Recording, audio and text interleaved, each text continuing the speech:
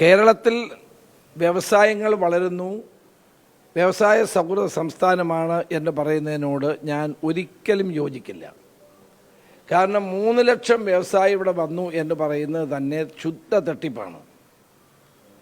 ഞങ്ങൾ നിയമസഭയ്ക്കകത്തും പുറത്തും ഇത് പറഞ്ഞിട്ടുള്ളതാണ്.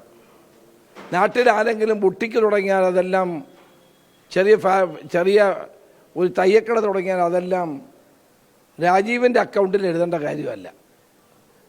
അതൊക്കെ സ്വാഭാവികമായി നാട്ടിൽ നടക്കുന്ന സംഭവങ്ങളാണ്. വ്യവസായ ഉദ്യോഗസ്ഥന്മാർ നടന്ന് എവിടെല്ലാം ബുട്ടിക്ക് തുടങ്ങി, തയ്യക്കട തുടങ്ങി, എവിടെല്ലാം ചെറിയ ചെറിയ കടകൾ തുടങ്ങി എന്നുള്ളതെല്ലാം എടുത്ത് ഇതെല്ലാം വ്യവസായങ്ങൾ തുടങ്ങിയതാണെന്നും ഇതെല്ലാം ഇടതുമുന്നണിയുടെ നേട്ടമാണെന്നും പറയുന്നതിനോട് ഞങ്ങൾക്ക് യോജിപ്പില്ല. കേരളം ഒരിക്കലും ഈ ഗവൺമെൻറ് കാലത്ത് വ്യവസായങ്ങൾ വരികയോ ഇവിടെ വളരുകയോ ചെയ്തിട്ടില്ല. പൂട്ടിപ്പോകുന്ന വ്യവസായങ്ങളാണ് കൂടുതലുള്ളത്. പൊതുമേഖലാ സ്ഥാപനങ്ങൾ മിക്കവാറും നഷ്ടത്തിലേക്ക് കൂപ്പുകുത്തുകയാണ്. ഒരു വ്യവസായ സൗഹൃദ സംസ്ഥാനവുമല്ല കേരളം. ഇതെല്ലാം CPMൻ്റെ ഒരു പ്രചാരവേല മാത്രമാണ്. ആ പ്രചാരവേലയിൽ ഞങ്ങൾ ആരും കുടുങ്ങാൻ പോകുന്നില്ല. ഇത് ജനങ്ങളെ കബളിപ്പിക്കാനുള്ള ഒരു നീക്കമാണ് CPM നടത്തിക്കൊണ്ടിരിക്കുന്നത്. ശശി തരൂർ തെറ്റിദ്ധരിച്ച് പറഞ്ഞതാണെന്നാണ് എൻ്റെ വിശ്വാസം. കാരണം അദ്ദേഹത്തിന് ഇതേ സംബന്ധിച്ചുള്ള വിവരങ്ങൾ കിട്ടിക്കാണില്ല. മന്ത്രി പറഞ്ഞ വിവരങ്ങൾ മാത്രമേ അദ്ദേഹത്തിൻ്റെ മുമ്പിലുള്ളൂ. 1 മിനിറ്റിൽ ഒരു വ്യവസായം തുടങ്ങിക്കളയെന്നൊക്കെ പറഞ്ഞ ആളുകളുടെ ഇടയിൽ ഒരു വിശ്വാസ്യത ഉണ്ടാക്കാനാണ് ഗവൺമെൻറ് ശ്രമിക്കുന്നത്. 1 മിനിറ്റിൽ ഏത് വ്യവസായമാണ് കേരളത്തിൽ തുടങ്ങിയത്? 1 മിനിറ്റിൽ വ്യവസായങ്ങൾ പൂട്ടുന്ന സ്ഥിതിയാണ് ഇന്ന് കേരളത്തിലുള്ളത്. ശശി തരൂർ സ്വാഭാവികമായും ഗവൺമെൻറ്റിൻ്റെ ഈ വാദങ്ങൾ കേട്ട് പറഞ്ഞതാകാനേ മാർഗമുള്ളൂ. ഞങ്ങളെ സംബന്ധിച്ചിടത്തോളം ഇതിനോട് ഒട്ടും യോജിക്കാൻ കഴിയില്ല. ഈ സംസ്ഥാന ഗവൺമെൻറ് നിലപാട് ഒരിക്കലും ശരിയല്ല. അവർ കുറേ നാളുകളായി ഇങ്ങനെ ആളുകളെ കബളിപ്പിക്കാൻ വേണ്ടി ഇത് പറഞ്ഞുകൊണ്ട് നടക്കുകയാണ്. അപ്പോൾ അതുകൊണ്ട് കേരളം വ്യവസായ സൗഹൃദ സംസ്ഥാനമല്ല. ഇവിടെ പുതിയൊരു വ്യവസായം പുതുതായിട്ട് വരുന്നില്ല നാട്ടിൽ. അതുകൊണ്ട് തന്നെയാണ് ചെറുപ്പക്കാർ വിദേശത്ത് പോയി പഠിക്കുകയും ജോലി ചെയ്യുകയും ചെയ്യുന്നുകൊണ്ടിരിക്കുന്നത്. ഇതാണ് എൻ്റെ വസ്തുത.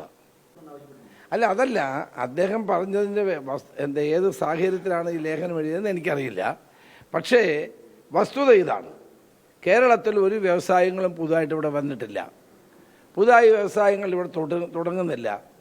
മാത്രവുമല്ല, ഉള്ള വ്യവസായങ്ങൾ പൂട്ടിക്കൊണ്ടിരിക്കുകയാണ്. പൊതുമേഖലാ സ്ഥാപനങ്ങൾ ഓരോന്ന് തകർന്നുകൊണ്ടിരിക്കുന്നു. നമുക്കറിയാമല്ലോ, ഓരോ വ്യവസായ സ്ഥാപനങ്ങൾ CNTG റിപ്പോർട്ടുണ്ട്, പരിശോധിക്കണം. വ്യവസായ സ്ഥാപനങ്ങൾ തളരുന്ന കാഴ്ചയാണ് കാണാൻ കഴിയുന്നത്. അദ്ദേഹത്തിന് വിവരങ്ങൾ പൂർണ്ണമായി ലഭിക്കാത്തതുണ്ടാകാമെന്നാണ് എൻ്റെ വിശ്വാസം. അത് അദ്ദേഹത്തെ ഞങ്ങൾ ബോധ്യപ്പെടുത്തും. വ്യാജമാണെന്ന് ഞാൻ പറയുന്നില്ല, പക്ഷേ ഞങ്ങൾ അദ്ദേഹത്തെ അത് ബോധ്യപ്പെടുത്തും. കേരളത്തിൽ വ്യവസായങ്ങൾ തകർന്നുകൊണ്ടിരിക്കുന്നു. വ്യവസായങ്ങൾ ഉണ്ടെങ്കിൽ മാത്രമേ ജോലിയുള്ളൂ. നാട്ടിലെ മുഴുവൻ ചെറുപ്പക്കാരും ജോലി തേടിയും വിദ്യാഭ്യാസം തേടിയും വെളിയിലേക്ക് പോകുന്നു. ഇതാണ് കേരളത്തിൻ്റെ സ്ഥിതി. അത് കേരളത്തിൽ ജീവിക്കുന്ന ഏതൊരാൾക്കും ബോധ്യപ്പെടുന്ന കാര്യമാണ്. അദ്ദേഹവുമായി ഞങ്ങൾ ഈ കാര്യങ്ങൾ സംസാരിക്കും. എന്തായാലും അമേരിക്കയിൽ പോയി മോഡിയുടെ അമേരിക്കൻ പ്രസിഡന്റുമായിട്ടുള്ള സന്ദർശനം കൊണ്ട് ഒരു പ്രയോജനവും നാട്ടിലുണ്ടായിട്ടില്ല. മാത്രമല്ല, അത് വെറുതെ ഒരു സന്ദർശനമാണ് എന്ന് മാത്രമേ നമുക്ക് കണക്കാക്കാൻ കഴിയൂ. ഇന്ത്യക്ക് എന്ത് നേട്ടമാണ് ഇതുകൊണ്ടുണ്ടായത്? ഇന്ത്യക്കാരായ ധാരാളം ആളുകളെ ഇപ്പോൾ ഡീപ്പോർട്ട് ചെയ്യുന്നുണ്ട്. അതേ സംബന്ധിച്ച് ചർച്ച നടത്തിയോ? ഒന്നും അദ്ദേഹം പറയുന്നില്ലല്ലോ. അപ്പോൾ ഇല്ലീഗൽ മൈഗ്രൻസിനെ മുഴുവൻ അവിടെ നിന്ന് പുറത്താക്കുന്നു. അപ്പോൾ അവർക്കൊരു ഇൻഹ്യൂമൻ ആയിട്ടുള്ള നിലപാടുകളാണ് അവിടുത്തെ ഗവൺമെൻറ് സ്വീകരിക്കുക. കാലിൽ ചങ്ങലയിട്ടും കൈ ചങ്ങലയിട്ടും ആളുകളെ കൊണ്ടുവരുന്ന നടപടി ശരിയാണോ? ഇല്ലീഗൽ മൈഗ്രൻസിനെ ഏതൊരു രാജ്യവും പക്ഷെ ചിലപ്പോൾ പുറത്താക്കിയെന്നിരിക്കാം, നിയമപരമല്ലാത്ത കാരണത്താൽ അവരവിടെ താമസിക്കുന്നു എന്നുള്ളത് കൊണ്ട്. പക്ഷേ അമേരിക്കൻ പ്രസിഡന്റുമായി ഇന്ത്യൻ പ്രധാനമന്ത്രി നടത്തിയ ചർച്ചയ്ക്ക് എന്ത് ഫലമുണ്ടായി? അതാണ് ശ്രീ രാഹുൽ ഗാന്ധി ചോദിച്ചത്. ആ രാഹുൽ ഗാന്ധിയുടെ അഭിപ്രായമാണ് കോൺഗ്രസിൻ്റെ അഭിപ്രായം. അല്ല, അത് ഞാൻ പറയേണ്ട കാര്യമല്ല. അത് AICC പറയേണ്ട കാര്യമാണ്. എനിക്കതേ സംബന്ധിച്ച് അറിയില്ല. കേരളത്തിനെ സംബന്ധിച്ചാണ് ഞാൻ പറഞ്ഞത്. വ്യവസായ സൗഹൃദമായ സംസ്ഥാനമാണ് എന്ന് പറയുന്നതിനോട് ഞാൻ യോജിപ്പില്ല.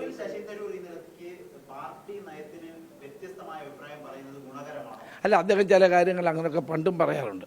കേരളയിൽ വന്നപ്പോൾ അദ്ദേഹം സ്വാഗതം ചെയ്ത ആളുകൾ അറിയാമല്ലോ. കേരളത്തിലെ മുഴുവൻ ജനങ്ങളും കേരളയിലിനെ എതിർത്തു.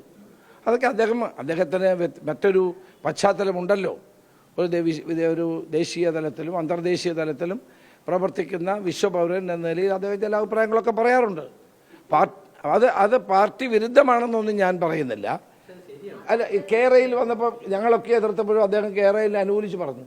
അപ്പോൾ അദ്ദേഹം ചില നിലപാടുകൾ അങ്ങനെ പറയാറുണ്ട്. അത് തെറ്റിദ്ധരിക്കൊന്നും വേണ്ട. അല്ല, അദ്ദേഹം പല കാര്യങ്ങളിലും അങ്ങനെ അഭിപ്രായങ്ങൾ പറയുന്നത് തെറ്റൊന്നുമില്ല.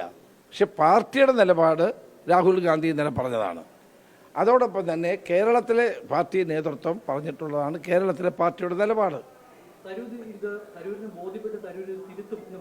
അല്ല, ഞങ്ങൾ അദ്ദേഹത്തോട് സംസാരിക്കും. ഞാൻ ഏതായാലും സംസാരിക്കാൻ തീരുമാനിച്ചിട്ടുണ്ട്.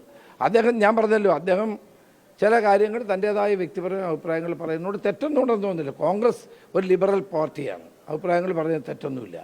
പക്ഷേ കേരളത്തിൻ്റെ സാഹചര്യം ഇതാണ്.